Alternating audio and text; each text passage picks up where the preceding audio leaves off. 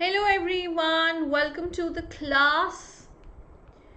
I hope I'm live and I am visible.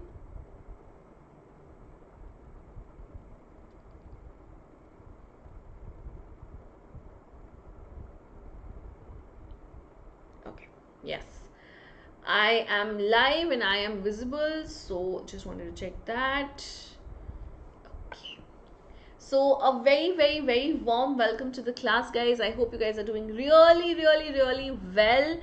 आप सब बिल्कुल ठीक होंगे, बहुत अच्छे से होंगे, बहुत मज़े से होंगे. I really hope everyone is well. So, before I begin, I would request everyone to join our Telegram channel. मैं आप सबसे request करूँगी, you can scan this code, this QR bar, or basically you can go on the link below and join the Telegram group. Now here you will get updates regarding the classes, if you have any doubts, notes, if all of that, if you want, you are going to get all of that from here as well. So it's going to be a good platform for you. And without further ado, let's start our class. So now, as you can see from today's topic is basic features of Harrapan civilization or basic features of Indus Valley civilization. Last class we had completed about the sites. We have done that in quite a lot of detail, and all the PPTs, if you want anything that you want, will be available to you on this Telegram channel. So you're more than welcome to join us here. And before I start, let me introduce myself. My name is Nickey Sinha and I am going to be your Indian history educator for this whole exam. I will be covering your Indian history syllabus here. And as far as my educational background is concerned, I have done my graduation from Delhi University, D.D. Shriram College. Then I did my masters from JNU, and right now I'm also pursuing my PhD from JNU itself. So चलिए बिना time waste किए हम फटाफट से शुरू करते हैं. Let's start. Let's not waste any more time. So let's start with the basic features of Indus Valley civilization.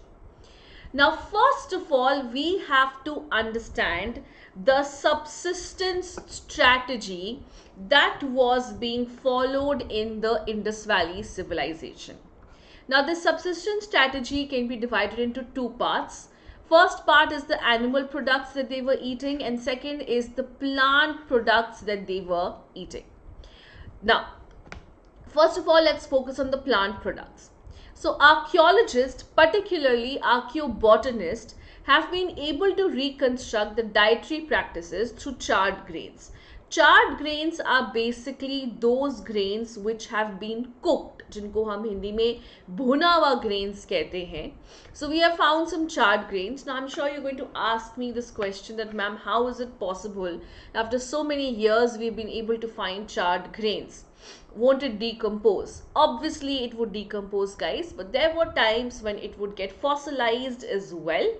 So these fossilized grains have been found, okay, and on the basis of these fossilized grains we can make sure that the Harrappans were eating wheat, barley, lentil, chickpea and sesame. Now this is very important. Please do remember this. ये बहुत ज़्यादा important है. Also they were eating rice. Okay, rice was not that prevalent, but yes, in some parts rice has also been found. So that's about the plant products that they were consuming.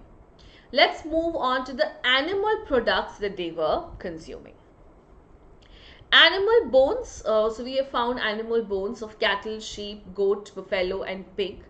And particularly archaeozoologists are the one who have told us that there were certain animals who were domesticated and certain animals were wild animals. So cattle like sheep, goat, buffalo and pig, these were domesticated obviously How do we know this, that they were domesticated? Because we have found their bones. Their bones have been found near the houses or sometimes inside the houses of the Indus Valley civilization. Now, there are certain animals which were wild animals because they've been found far away from our houses. So bones of wild species like boar, deer, gharial, these have been found. So this is an indicator. So please remember this, guys. Boar, deer, gharial, these are important, and these are basically the wild animals. Fishes and fowl have also been found. Now, we do not know if Harrappans hunted these animals on their own, or if there was a hunting community who was responsible for hunting them and who was responsible for bringing them. So this is all about the subsistence strategy. If you have any doubts, you can ask me, and then otherwise we will continue.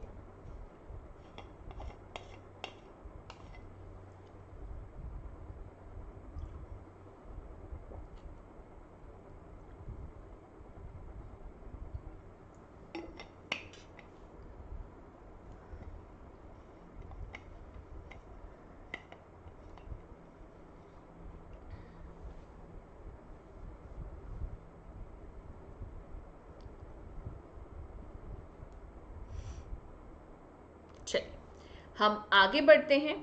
And now we will be talking about the agricultural technologies that was known to them. Now, when I started the chapter with you, I had already told you that we do not have a lot of written sources available with us. We don't have a lot of literary sources available with us, but we do have a lot of archaeological sources available with us to make us understand that what we are talking about here. So first of all, let's talk about the agricultural technologies. Now, it is really difficult to reconstruct the agricultural practices just on the basis of archaeological sources. Fine. But we have still been able to do something. Now, we have found representations on seal, and we have found terracotta sculptures of bull.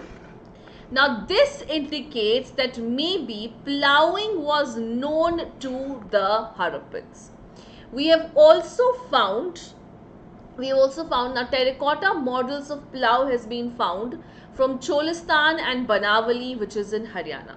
Now, Cholistan, guys, is in Pakistan. I have already done these sites with you, so I hope you will remember them by now. So, Cholistan is in Pakistan and Banawali is in Haryana. We have found terracotta seals, we found terracotta models of plough here. These were toy models, but this is again an indicator that yes, toys were very much available, or basically ploughs were very much available. Okay, that's one thing. Now, we've also found evidence of ploughed fields. So, when I did this yesterday, when I did Kalibangan yesterday, I did tell you that Kalibangan is best known for having found a ploughed field. We have found evidence of ploughed field here. And the evidence here suggests that they were growing two different crops. How? So, the ploughed field is basically in this direction. So, there are furrows which are intersecting at right angles. So, crop 1 was grown here, crop 2 was grown here. So, crop 1 ki ye line hai, crop 2 will be having this line. So, this is how we know that two crops were being grown in one year. Now, most of the Harappan sites are located in semi-arid areas, so irrigation was required, and we have a lot of evidence suggesting that irrigation technology was available and it was being made use of. So, we have found traces of canal in Shortughai, which is in Afghanistan. Again, guys, very important, you have to remember this. Then we have also found water. We have also found wells. So remember, I told you when I was doing Mohenjo-daro that wells, 700 wells have been found in Mohenjo-daro. Water reservoir has been found in Dholavira, and when I did Dholavira yesterday with you, that was the first thing I pointed out, that what do we have? We have lots and lots and lots of water reservoirs and embankments which we have found here. So this is all about the agricultural technologies which was being used by the Harrappans. Let me know if you have any doubts. If not, we will continue.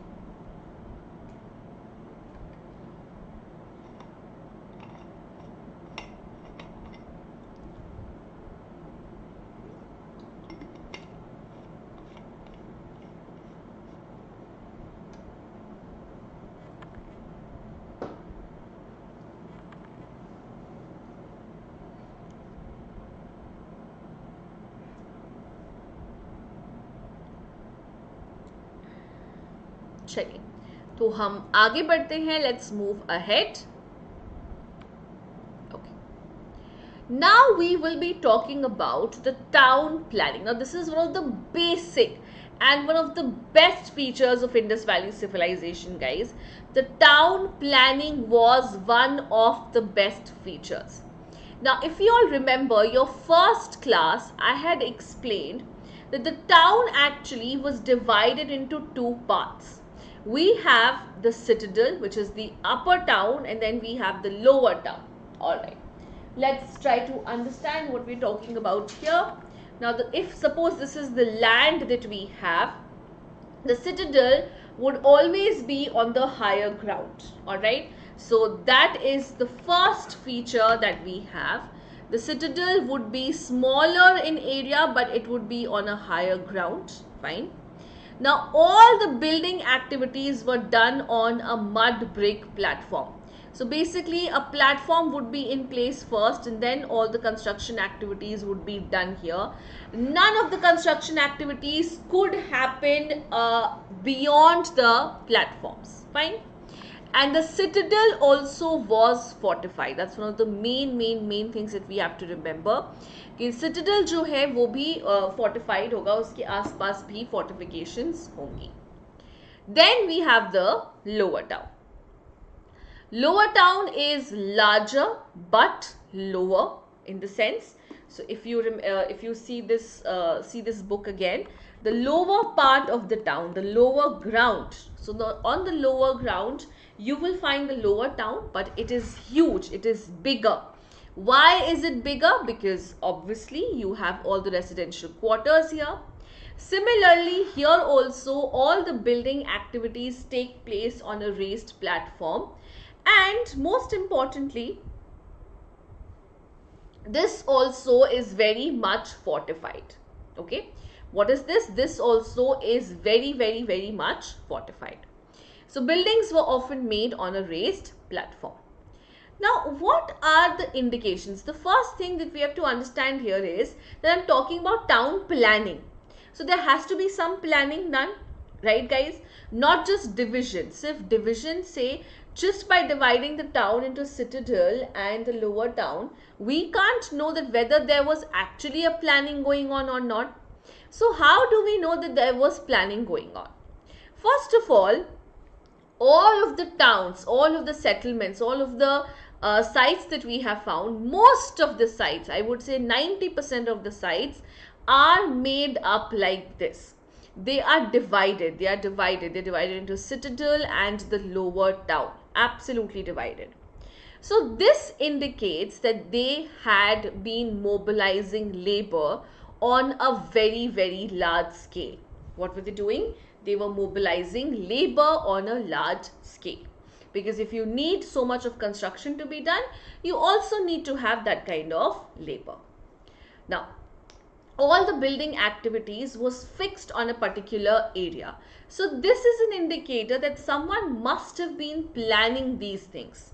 कि कोई तो होगा जो इन चीज़ों को plan कर रहा होगा. Someone must have been planning these things. Someone in the authorities, someone who have been looking after these things. Fine. And as I told you in the first class itself, the bricks are in the ratio of 4:2:1, means length, breadth or height. The length, breadth and height would be in the ratio of 4:2:1. These are the three major things which indicate that a huge level of planning was going on here. Okay? So that's one thing. So let me know if you have any doubts till here, And whatever doubts you have, you can either put it in the comment section or you can put it in the live chat box and I will help you with it.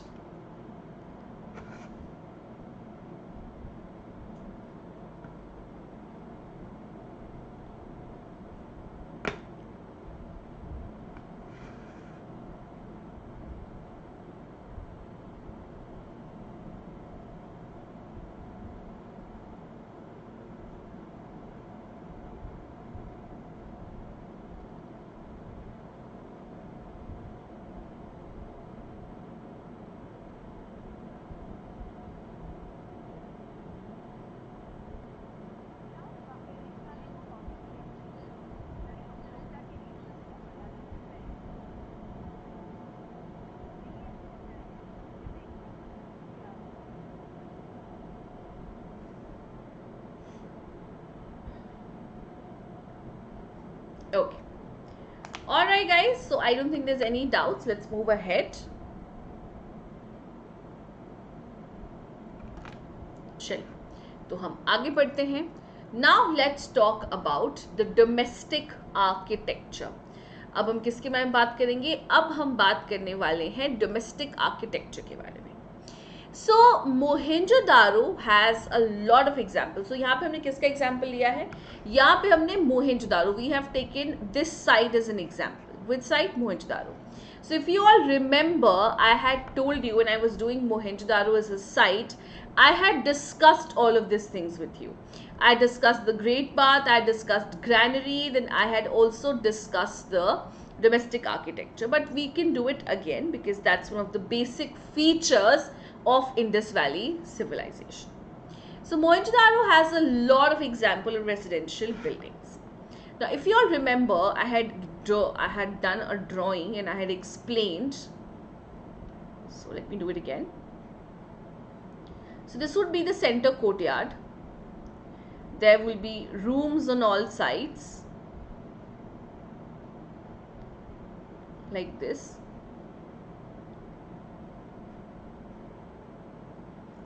The entrance would not give a direct view into the house. So you will start entering from this passageway here. Okay. This is where your entrance would be. Fine. And you would obviously not be doing a direct entrance in here. Right. So there was a lot of concern for privacy as well.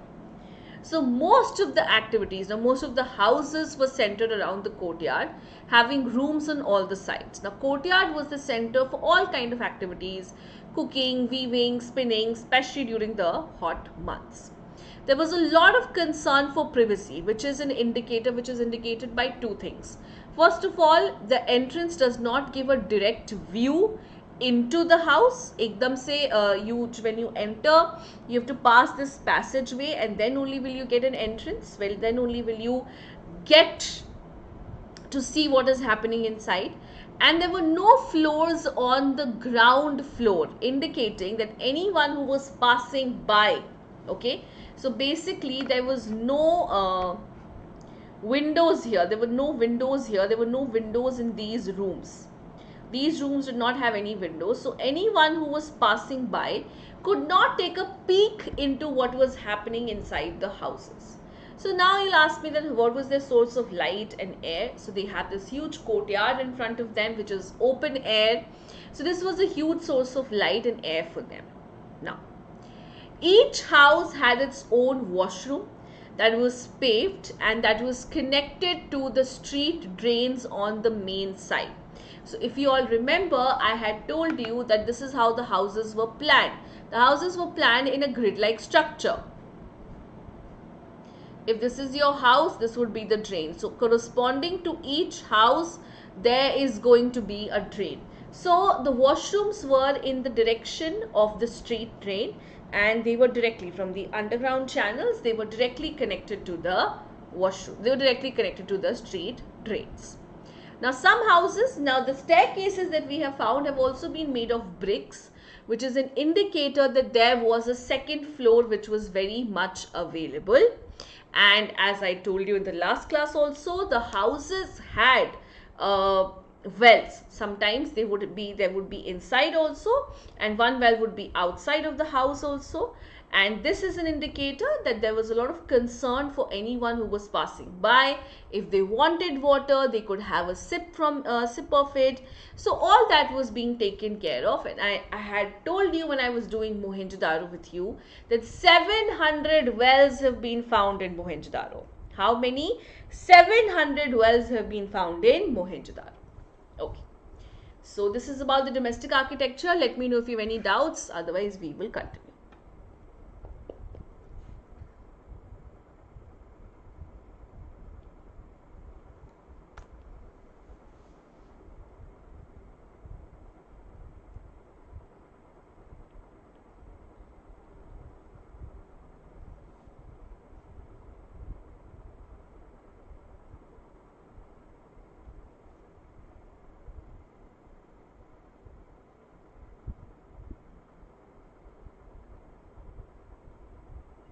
Okay चलिए तो अब हम आगे बढ़ते हैं and let's talk about the drains. Now, one of the most distinctive pattern of the Indus Valley civilization was the drainage system. Why? Because it was laid down in a grid-like pattern. So ये जो grid pattern है मैंने आपको अभी फिर से पहले explain किया था कि इस तरह से grids होंगे और corresponding to each house there is going to be a drain. इसको हम grid-like pattern बोलते हैं. ठीक है? So this was a grid-like pattern. And this is a very big indicator, guys, that first of all, the streets with the drains were laid out and then houses corresponding to each drain was built. Which means that every house had their own drain, okay? And every house needed to have at least one of their wall against the drainage system so that the water could directly flow into the street drains. Now we have some information from Ernst Mackay also regarding the drainage system, which I will tell you. Now, the drains had a sump-like structure. So if this is your drain, let me explain here. If this is your drain, they had a sump-like structure. Now what is a sump? Sump is like a chunni, okay? Or it's like a drainer or a pasta drainer, fine. So what will happen? The solid waste will settle here, okay? In the sump, the solid waste is going to settle and all the liquid waste is going to pass out, or the liquid will pass out from this sump. Now the solid waste, when it filled, this sump would be taken out and then it would be emptied and then put back. So this meant that the drains would not clog. Drains जो हैं वो clog नहीं करेंगी. Why? Because there was enough of what available? There was enough of drainage available, because the wastewater would flow out and the solid waste would settle here. Now the bricks, the drain was covered using loose bricks. तो छोटे pebbles, इस तरह के pebbles को use करके the drains were properly covered. Now Ernst Mackay says that the solid waste which was cleared, it was not always carted away. Matlab, it was not always taken to be dumped, because we have found little heaps like this, little mounds of waste alongside the drains, which is an indicator that they might not always have been cleared. Okay, so that's one thing. So I really hope this is absolutely fine with everyone, and if there is any doubt, you can still let me know, guys.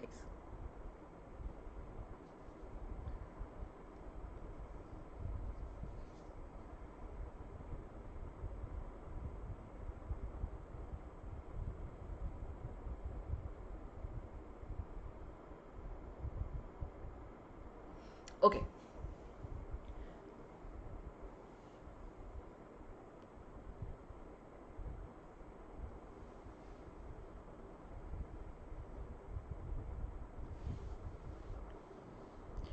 And guys, just give me 1 second. I think the weather is getting really bad here, so we might have a power cut.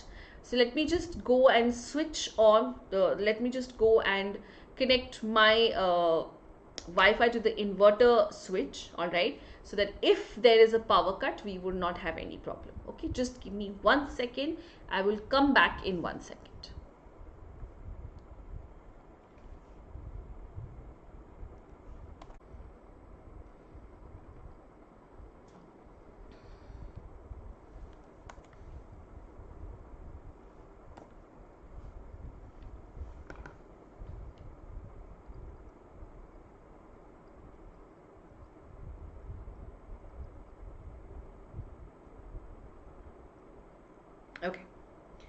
So guys, I'm back live and now there won't be any problem because I've shifted it to the switch.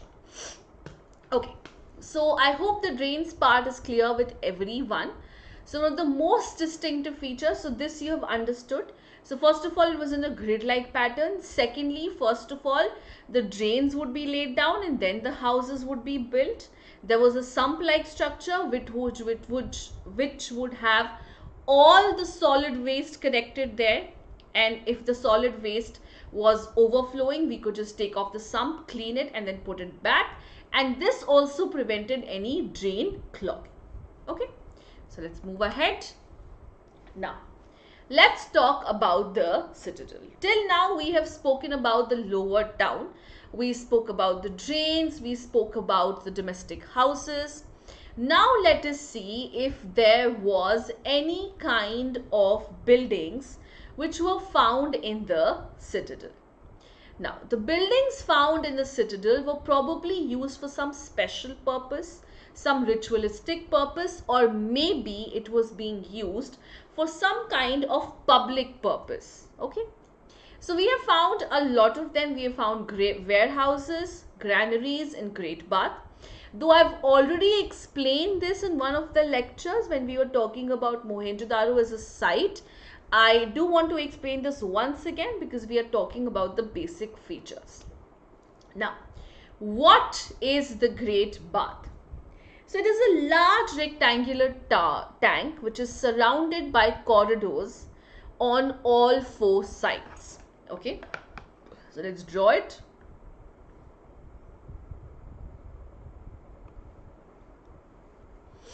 So this is the tank.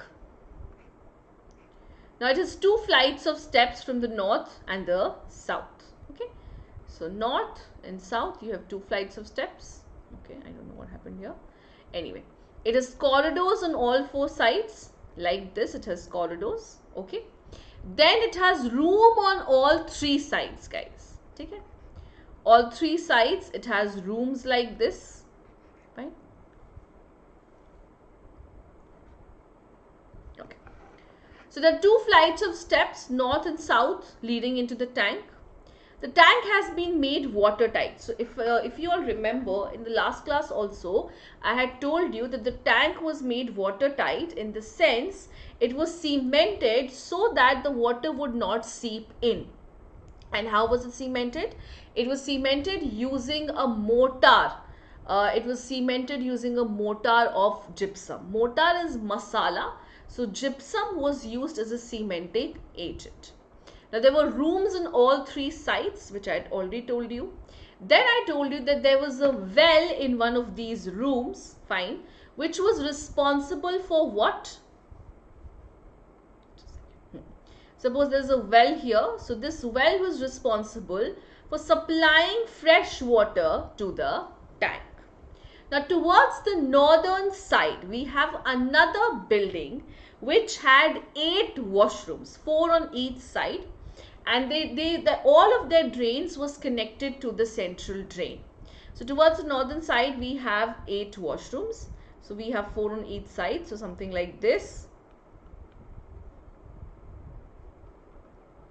Sorry, I'm drawing 3 only because I don't have space down below. And the drains were connected like this.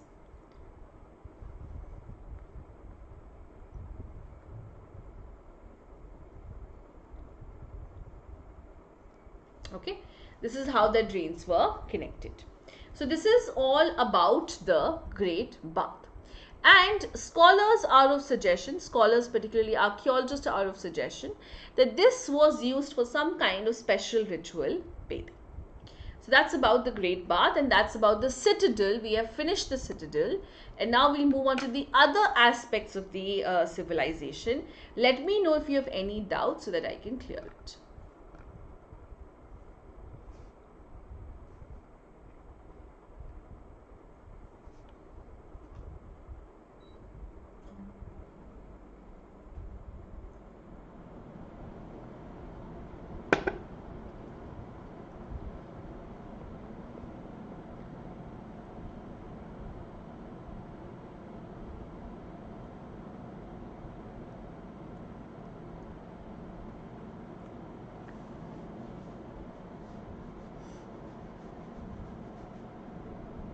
Okay. Now let's move on to tracking social differences. How are social differences being tracked? Now, there are two strategies which are there for tracking social differences. Now, one is to study the burials where people are buried, the grave goods. The second thing that you can do is you can look at artifacts. Now, artifacts are usually utilitarian or luxury, meaning utilitarian are objects which are of daily use, and luxury are those objects which are costly, which are expensive, which are difficult to procure, and the material, or sorry, the technology used in constructing them is very, very difficult. So that is why they are quite expensive. Okay? So chaliye, let's first talk about the burials. The dead found on the Harappan site were laid down in pits. Pits basically means khadda. Fine. Sometimes these pits would be lined with bricks as well. So if you just see this book, you can see some hardbound cover here. This portion you can see some hardbound cover. So this you can imagine is bricks. Okay. They were laid down with bricks and the dead would be laid in the center. Now, we have in most of the graves, we have found pottery, we have found ornaments, we have found things which could be used in the afterlife. Jewelry has been found with both men and women. Okay. We have found just one grave in Harappa. So if you remember, when I was doing the Harappan site with you, I have given you this example that there was an ornament consisting of 3 shell rings, a jasper bead and 100 of micro beads. It has been found near the skull of a male. एक male skull के around हमें ये सारी चीजें मिली हैं. But this is just one particular burial site. So we can't really conclude if there was any differentiation here on the basis of burials. But in general, if we are to talk about burials, the Harappans did not bury their dead with a lot of expensive objects, but they did bury their dead with those things which they could be using in their afterlife, like copper mirrors, little bits of jewelry, pottery, bartan, utensils. They would bury them with it so that if they needed it, they could use it in their next life. So let me know if you have any doubts here.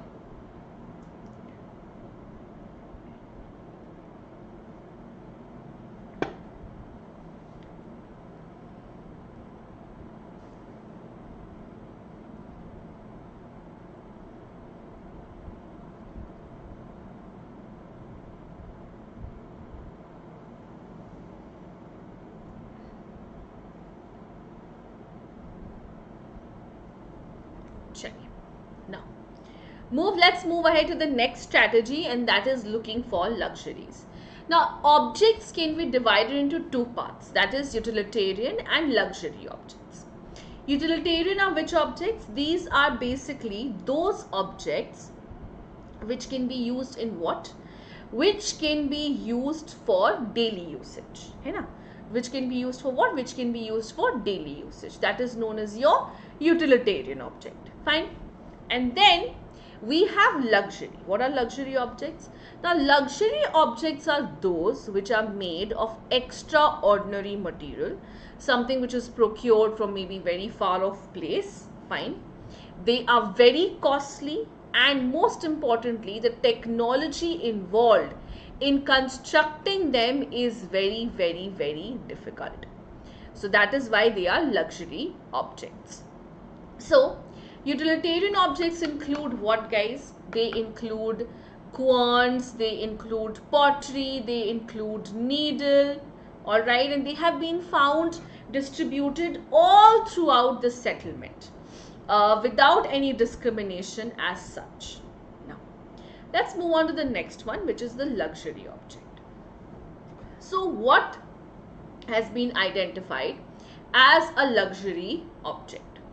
So we have identified little faience pots. Now, faience is a material which is very difficult to work with. Why? Because it is very hard. Giving it a shape is really, really difficult. So we have found little faience pots which are very difficult to make, and hence they are considered precious. Now, what are these fine spots being used for?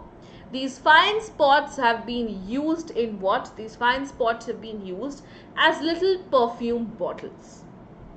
Now, we have a clear-cut indicator of a social difference or someone being really high in the social strata. Why? Because we have found utilitarian objects being made of rare material like fines.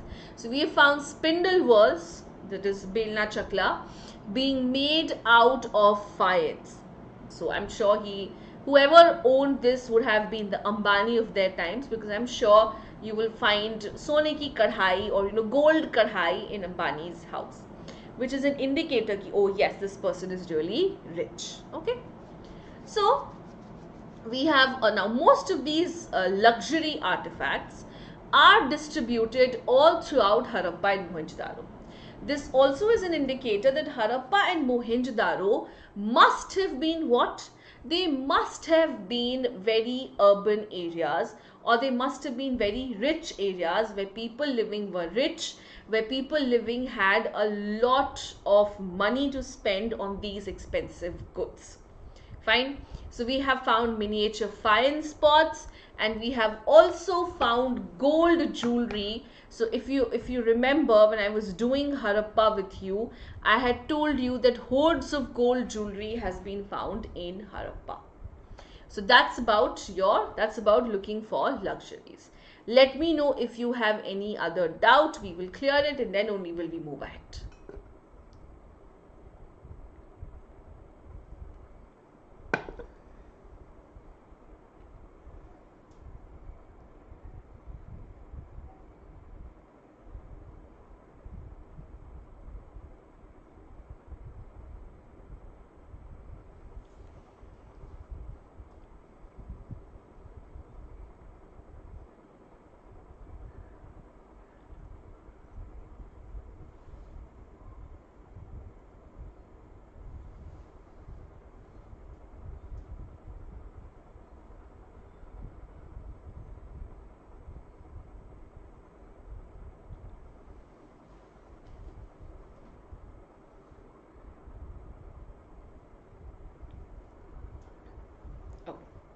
Chali, let's move ahead then.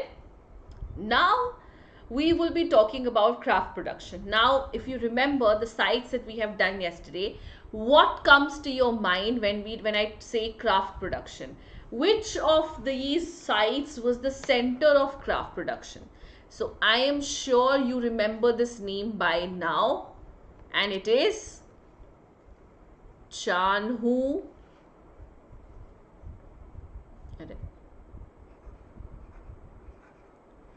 Daro. So Chanhu Daro was what, guys? Chanhu Daro was the center of craft production. So, okay, let's move ahead. Let's talk about what kind of center was it, what kind of material was being used. Now, the material used for making beads can be classified into various materials. So, in stones, we have carnelian, jasper, crystal, quartz and steatite. You have to remember these material because this can definitely come as a question.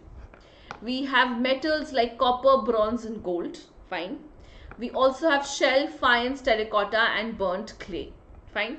Now sometimes the beads would be, like two or more beads would be cemented together. So we'll have, like, suppose something like this. This is one bead and this is another bead. They would be, cemented together. इस तरह से एक साथ cement करके बनाया जाएगा. Sometimes they would have gold caps. So suppose this is my bead and then it would have a golden cap on top of it. Fine. They were of different shapes also, guys. They were cylindrical, spherical and barrel shaped. Okay. And sometimes they would also be designed by having a painting or an incising or a design etched onto them. So this was a little bit about craft production. We have more to go, so we will move ahead. What are the techniques which are being used for craft production? Now, the techniques varied according to the material that we were using. For example, if you're using steatite, now what was used in steatite? Steatite से क्या बन रहा था? Steatite was being used in making in making seals. Fine. So steatite was soft; it could be easily worked on. So steatite was like atta. Fine.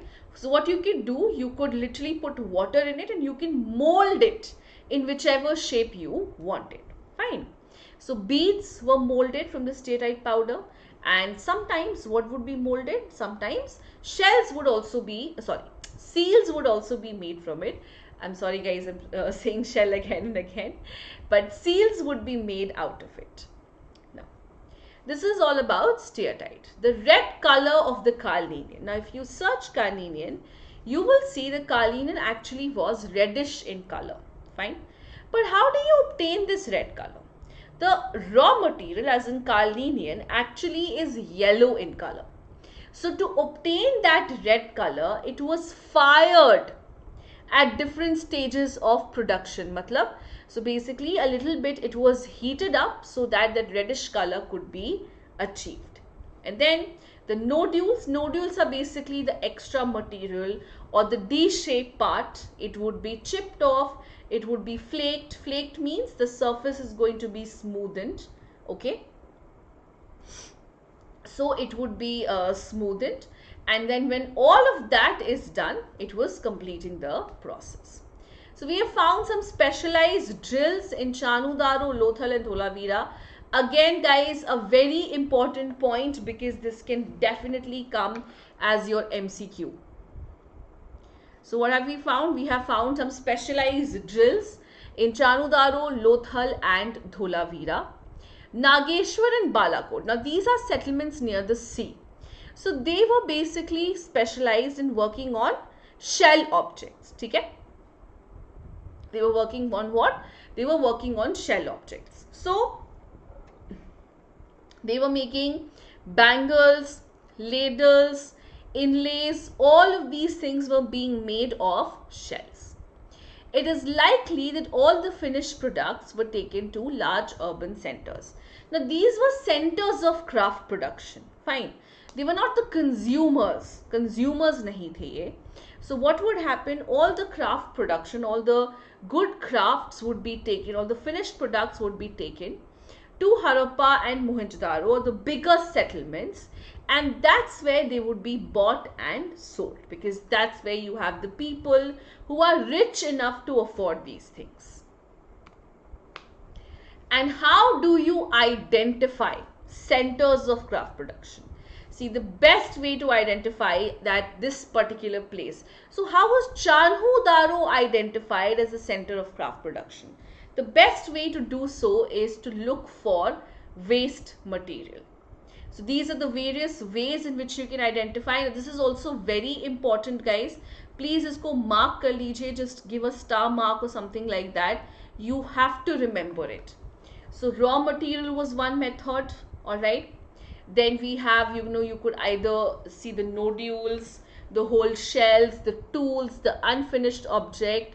But the best indicator that work is going on in a certain place is the waste material.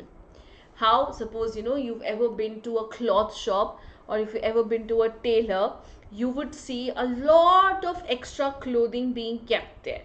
Now, this extra clothing is an indicator that he is a tailor or she is a tailor, because she is working on the clothes, and whatever waste is there, it is kept on the side.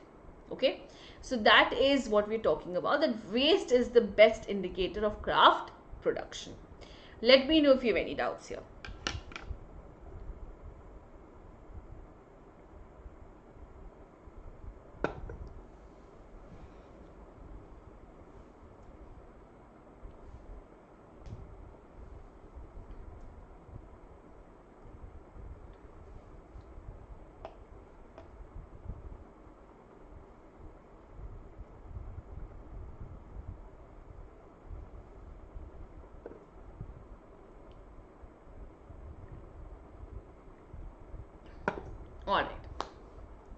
moving ahead. Now, what are the strategies for procuring material? This is the most important part of your Indus Valley civilization. Please remember this, guys. ये बहुत ज़रूरी है याद रखना. What is coming from where? This can come in the MCQ format. This can come for assertion reason. This can come from match the following. Anything it can come from. So shell was obtained from Nageshwar and Balakot because these are settlements on the sea. Lapis lazuli was coming from Shotughai, which is in Afghanistan. Kalinin was coming from Lothal, which is in Gujarat. Metal was coming from Rajasthan, और राजस्थान का example हम क्या दे सकते हैं? We can give Kali Bangan as an example. Steatite was coming from Rajasthan and Gujarat. So these are very important that you remember what material was coming from where. Okay. Now let me know if you have any doubts, which I'm sure you don't have. All the craft production has been done. So we will move ahead. Just in case you have doubts, you can always put it in the comment section and let me know, and I will definitely clear it up in the next class. Okay. Now let us see if the Harrappans had contact with the distant lands, as in if they had any foreign contact or if they had any foreign trade. Now we have found some copper. Now this copper also suggests that maybe the Indus Valley people had trade relations with Oman. How do we know that?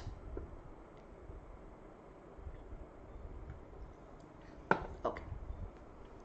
So we did a chemical analysis of Omani copper and we did a chemical analysis of Harappan copper.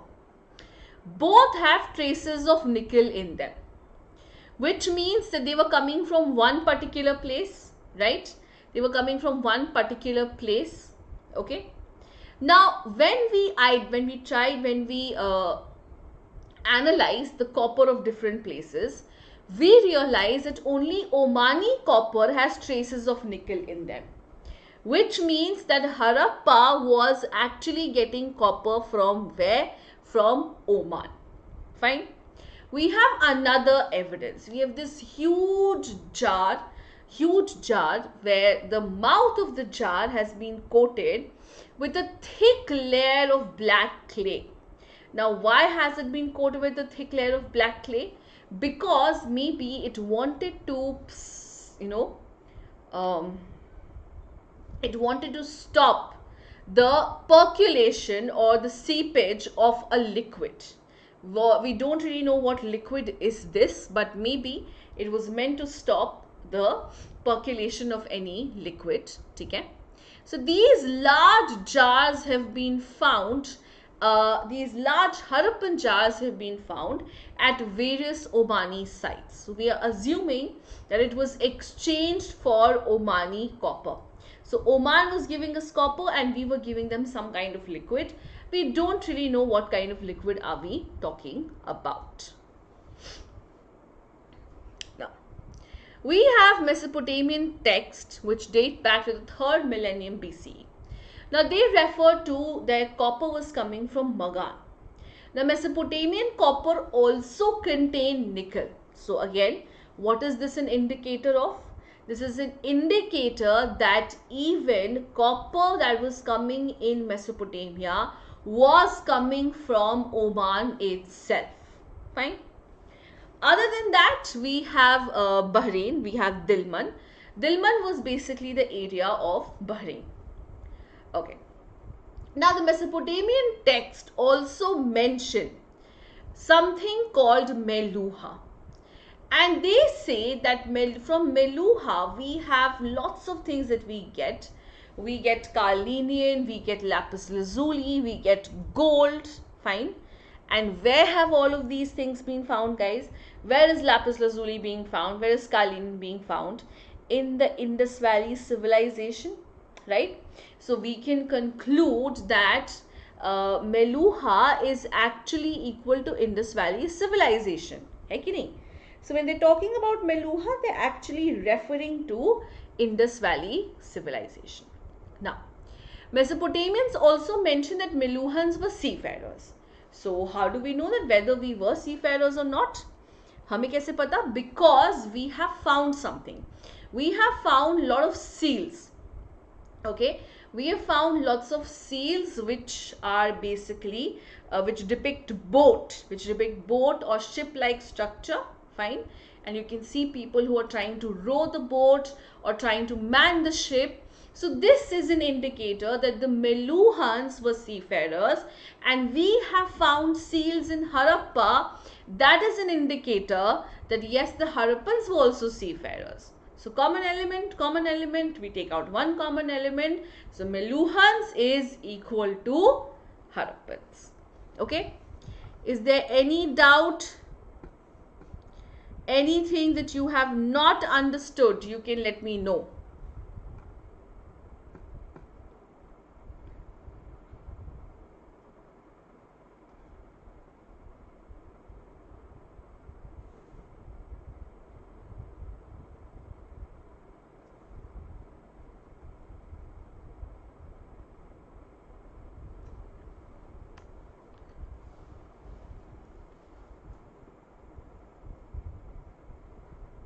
All right. So a little bit is left, guys. We still have a lot of aspects of the Indus Valley civilization left. We have the script, we have Veds, we have seals. We have to talk about the ancient authority. We have to talk about decline. We have to talk about religious practices. So we still have a lot more to go. But this we will continue, I think, in the next class, because we will not be able to finish it today. So for today, I'm going to stop here. I really hope that everyone understood what we were talking about. I really hope everyone had no difficulty in understanding what we started talking about. And before I leave, I would again request everyone to join the Telegram channel. You can scan this code, or you can follow us, or you can just click on the link which is given here, and you can join the Telegram channel. And what will you get on the Telegram channel? You will get updates regarding the classes. You will get updates regarding the notes. And if you have doubts, you can ask us that. You will get updates regarding the teachers. So this is going to be your one-stop solution for all your state PSC level queries. So do join the Telegram channel. And before you all leave, do subscribe to the channel. Do like the video, share it with your friends. Also comment and let us know if you liked it or not, if there's something you want us to improve, if you want some other material, some other topic that you want the classes to be done on, whatever you want. Your will is our command, and we'll definitely follow it. And also press the bell button so that you get notified whenever we come online, or whenever we have any class, or whenever we post a lecture. So do subscribe to the channel and do press the bell button. And thank you so much, guys, for joining me here. It was an absolute pleasure to have you all on board, and I really hope you all enjoyed. Thank you so much. I'll see you all in the next class. Bye bye. Take care. Good night.